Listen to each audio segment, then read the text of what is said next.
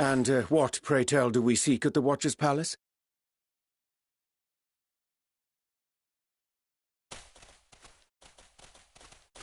Oh, come off it, friend. You know full well why we're here.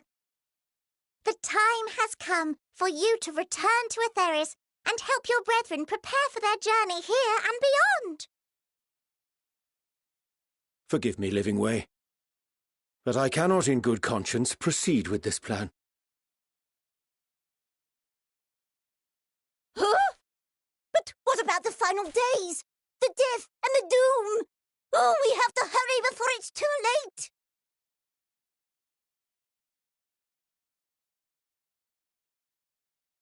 Your unflagging commitment to your duty is endearing, to say the least.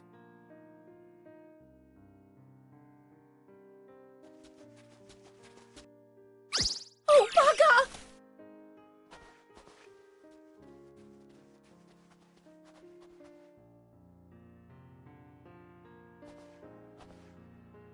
Be at ease. They bear you no grudge, nor do I. How could we, having come to understand your purpose? For millennia, you and yours worked tirelessly towards the singular purpose of this heavenly vessel's construction. An arduous feat by any measure. 'Tis clear you have spared no effort. Why, your very names are a testament to your dedication.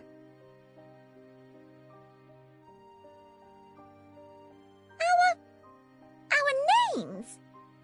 I'm not sure I understand what you're getting at. Names are an expression of the self, a declaration of one's hopes and aspirations.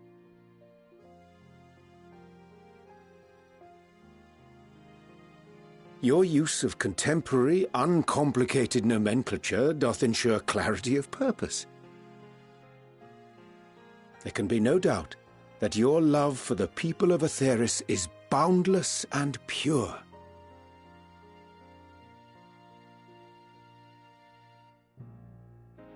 Yes! Yes! A most mellifluous phrasing. We Loporrits were born of Hydaelyn's love for Aetheris. That shining, shimmering blue jewel, brightest star in the sky, brimming with life and possibilities. For as long as I can remember, I've toiled in anticipation of the day when this vessel might be needed. All I've ever wanted was to meet those she cherished so dearly, to serve and serve well. That goes for all of us, don't you see? So help us help them. Lead them here where we can keep them safe. If there's anything wrong with what we've built, we'll fix it. We'll make it right.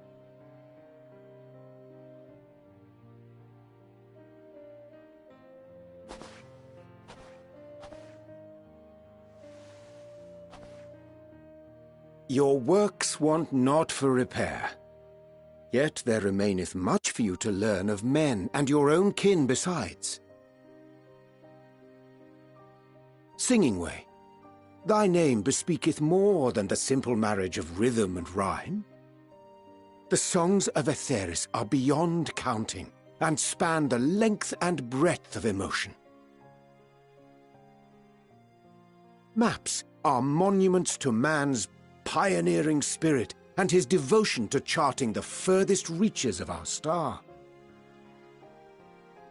Many have devoted their lifetimes to exploratory pursuits, to venture unto the highest mountains and the deepest oceans in search of unknown frontiers. And thou, my friend, I do not think we've met. My name is Pudding Way.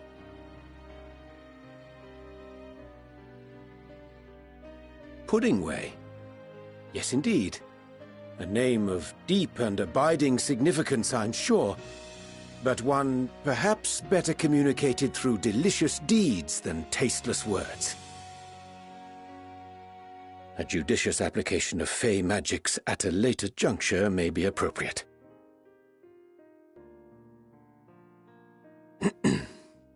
And living way. 'Tis no easy feat to convey the significance of thy moniker. When I was a bookish boy, a dear friend of mine was fond of peppering me with questions as I read, to my occasional annoyance. One day, I posed to her a question of mine own. What doth it mean to live? After much contemplation, she proffered this answer. The anticipation of a half-read story's conclusion. The hope today's mistake may serve as tomorrow's lesson. The wish that a new acquaintance may one day call thee friend. She believed it to be all these moments and more.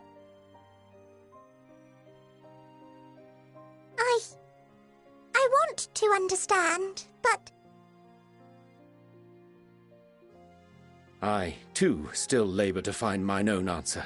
'Twould be my pleasure to assist you and yours in embarking on a journey of self-discovery and enlightenment.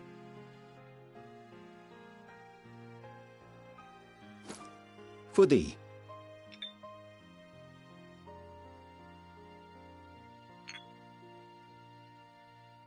Ink as blue as the waters of Aetheris. Made in haste, though I assure thee the quality has not suffered for it. The people need not be persuaded by honeyed words.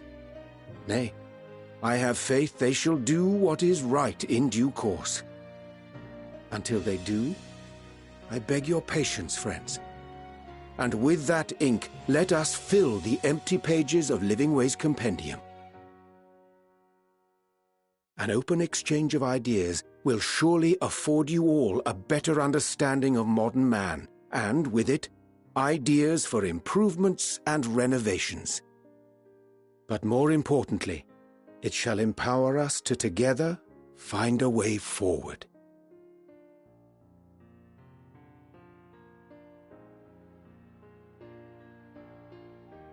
I hope you're right. Thank you for this lovely gift.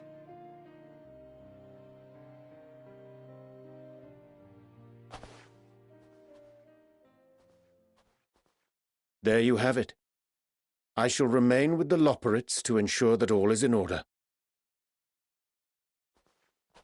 Though we must needs prepare for every eventuality, you would all agree that the evacuation of our star is a last resort. To accept failure is to accept the demise not only of our star, but that of Reen's, of all reflections, and the souls that call them home. Which is why I have every faith that you shall fight to the last, that such drastic measures may prove unnecessary. Should the worst come to the worst, and I pray deeply that it won't, I'll take comfort in knowing preparations were made under your watchful eye. Aye, thou mayest be assured that if calamity cometh, not a soul will be left behind, if being the operative term.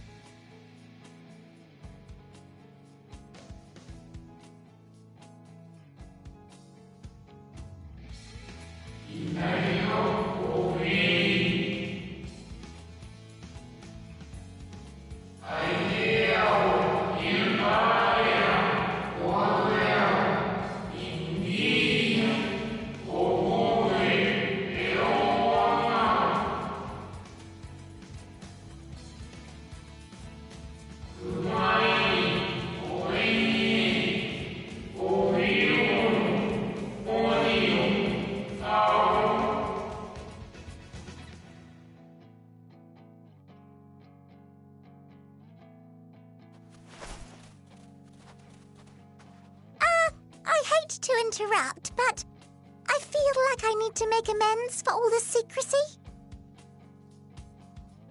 Think nothing of it. We haven't been the most gracious of guests. Do convey our apologies to Growingway and the others. But of course!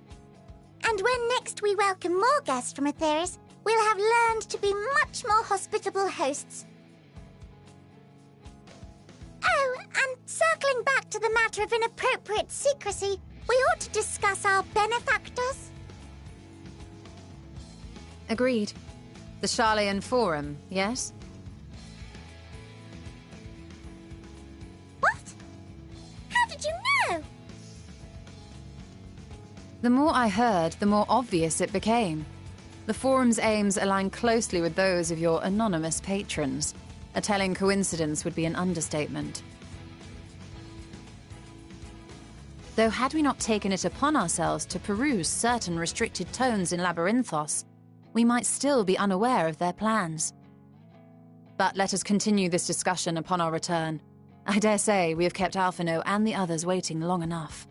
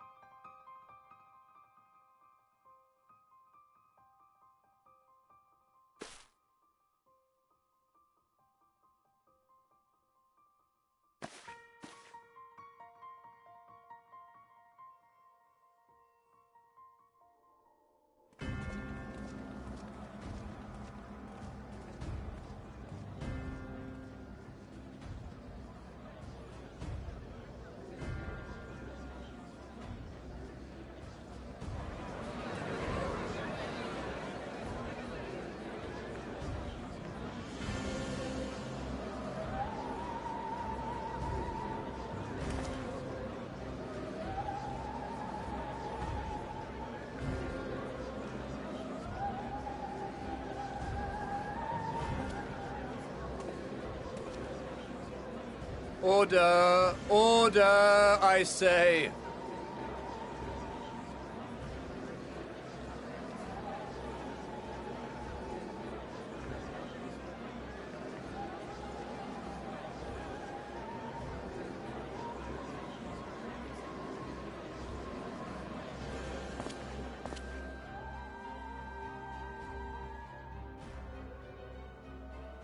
I thank you all for gathering here on such short notice. This day we must speak of grave affairs and their implications for the future of Sharlayan, nay, of this very star. Said affairs concern all citizens, and so we have called for a public assembly.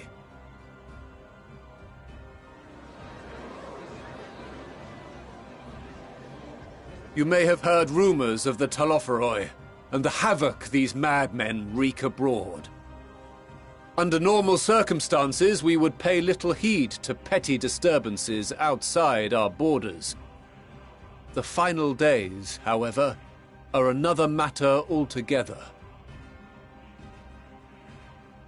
For we dare not ignore these prophetic words of Eld. The Endbearers will come, ushering chaos and calamity. The final days descend and devour the very star.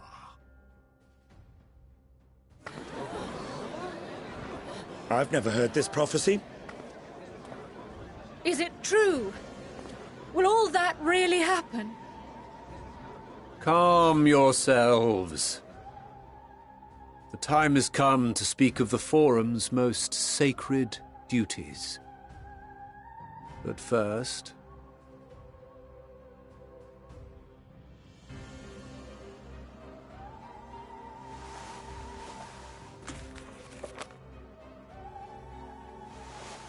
Give voice to the voiceless. Let bindings be unbound. By unanimous decree, I declare the enchantment broken.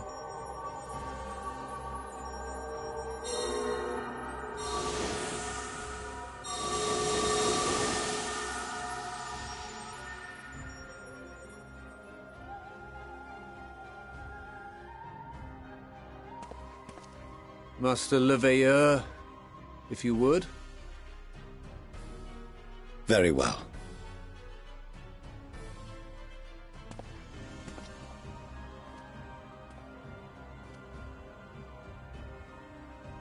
"270 years ago, our forebears began an expedition in the Dravanian hinterlands, in search of a route to access the ethereal sea.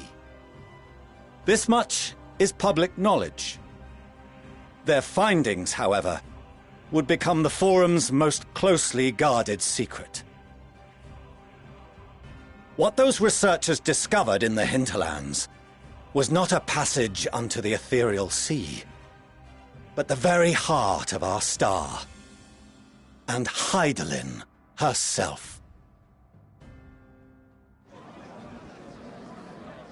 She spoke to them of a calamity that would extinguish all life, and of a means by which we might be spared. The moon. 'Tis in truth a gargantuan vessel built to serve as sanctuary for her children and deliver them from this doom. Much like Nunkref's hope in ages past, it will bear the people of a world in the throes of death to a new home. Needless to say, this will be no small undertaking. To facilitate the great work, the Forum has maintained close contact with the servants of Hydaelyn, who presently reside on the moon. Convinced that the foretold end was all but inevitable, we began amassing a wealth of knowledge, not merely for the betterment of our nation, but in preparation for the journey to come. You reveal this to us now? By the gods, how long do we have?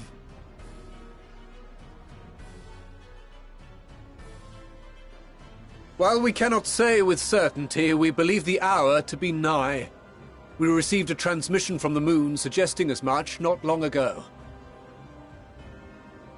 which is why we must in earnest begin preparations for the Great Exodus. For his impressive contributions and the leadership he demonstrated during our withdrawal from Dravania, we have elected Master Leveilleur to oversee this initiative.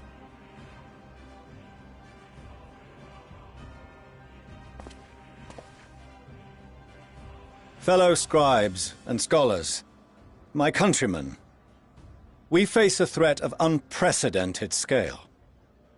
We must challenge the trials before us with composure and conviction if we are to find salvation. The wisdom of Sharlayan has ever been a shining beacon in the darkness, and so it shall continue to be. It is our solemn charge to see our heritage preserved for future generations. For those who will come after, we will brave a new frontier.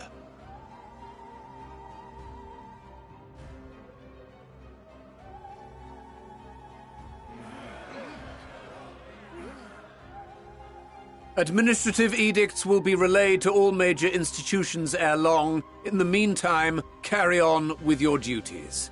With that, I hereby call this assembly to a close.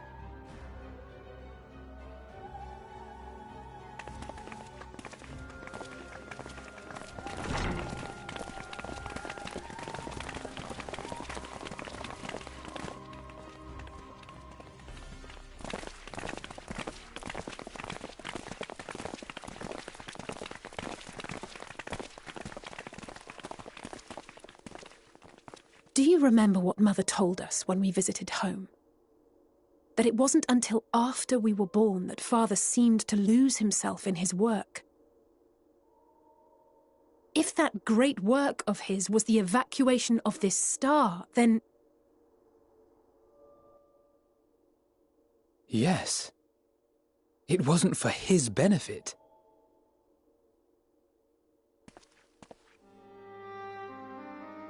Would you mind waiting here a moment?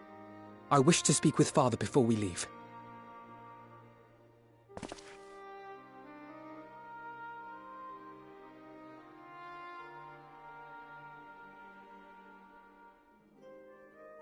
I may look daggers at him, but I will neither speak nor draw them. If it's all the same to you, I have a few choice words to share with Father as well.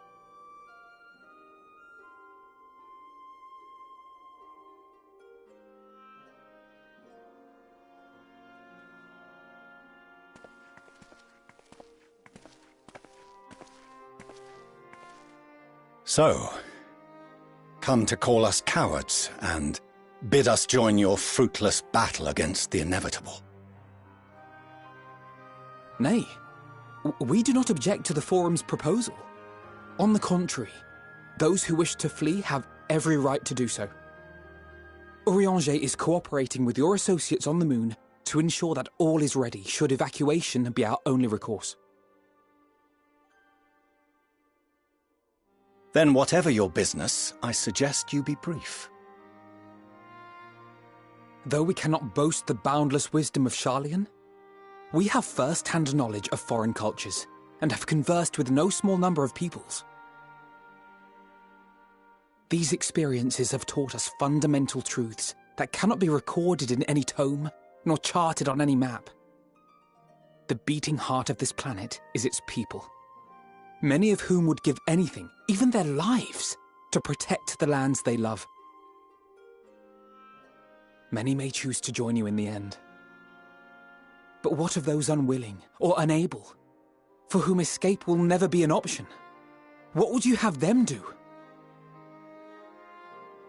To ignore the plight of those one might conceivably save is not wisdom, Father. It is indolence. This is why we choose to fight. We'll not ask for your understanding, Father. Only that you don't turn a blind eye to the good we have done, that we can still do. We're not children in need of protection. Hold fast to your principles and let the world burn if it please. But we believe there is still another way. And if there is, we will find it. You see if we don't.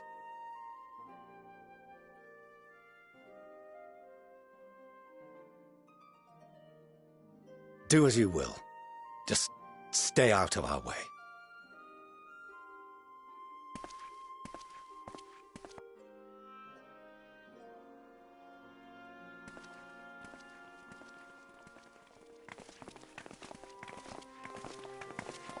Were he not so consumed with self-righteousness, he might tell you how proud he is of you both. Bold words call for bold action. And there'll be no turning to your father should plans go awry. As if I ever would. So long as there are those who wish to stay and fight for this star, we have to do what we can to help them.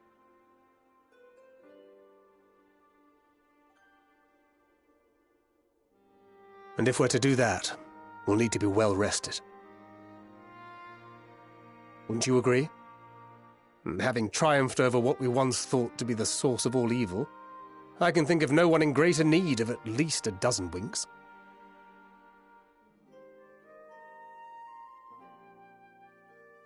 Shall we then? To the Annex, to prepare for tomorrow.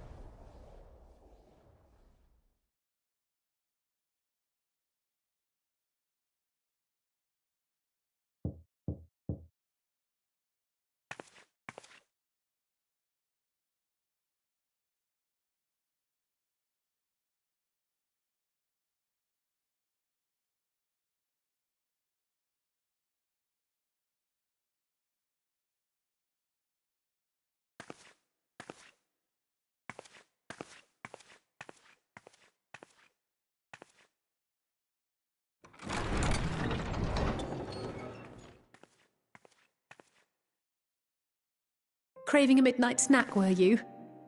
I did consider bringing a few sweets, but decided this wasn't an appropriate occasion.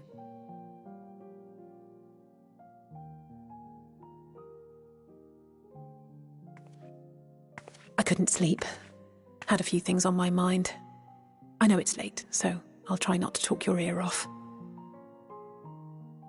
It's Xenos. I keep thinking back to Garlemald when he'd taken control of your body. An altogether terrifying experience, to say the least, and one that served as a harsh reminder. No one, no matter how strong or quick or clever, is invincible. Not even you. And as much as it might seem at times that you are, one misstep, one mistake, and that's that. Which is why, even though I know you've heard it 1,000 times before, I'm going to tell you to take better care of yourself. Because you really, really should. It goes without saying that we're all committed to this fight. But that doesn't mean that we need to throw our lives away. You know how I feel about noble sacrifices.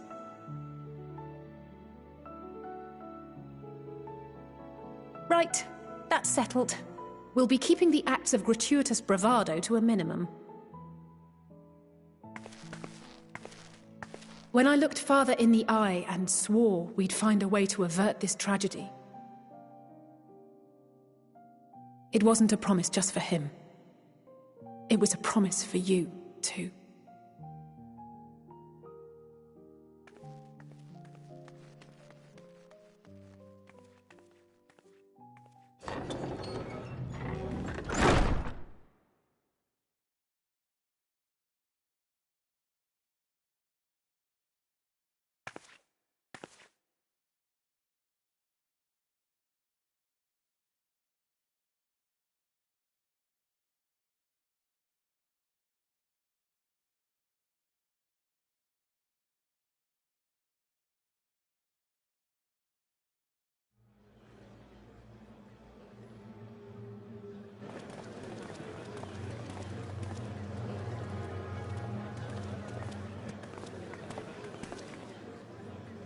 Thank the gods that tower is gone.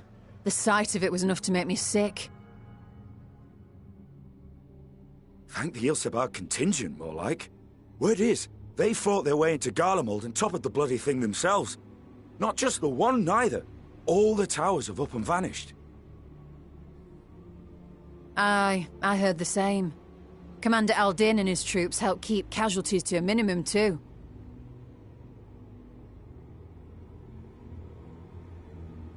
But is it true? They brought back tempered Garlean soldiers. As Commander Aldin tells it, they've a treatment for that now.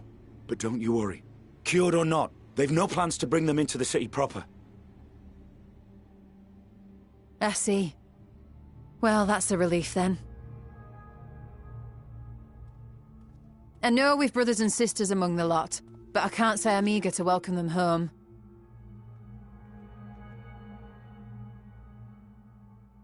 Wanted to think about it for a while yet.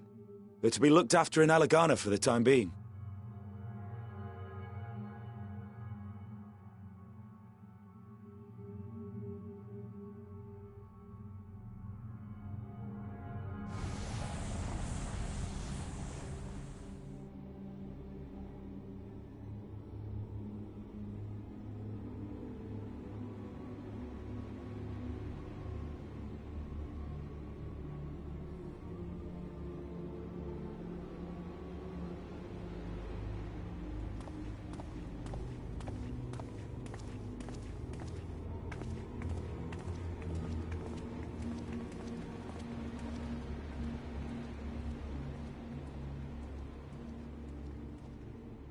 Another day, another commission of paramount importance.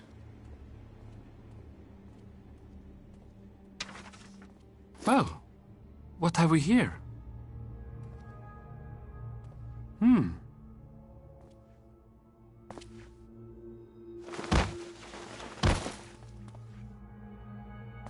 Hey, are you all right?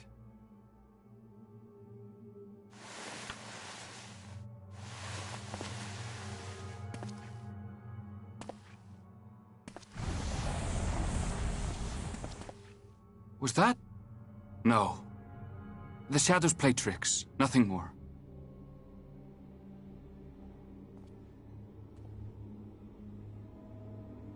The towers are gone, and the Garlean threat is abated, and yet... why does it feel as though it's about to get much, much worse?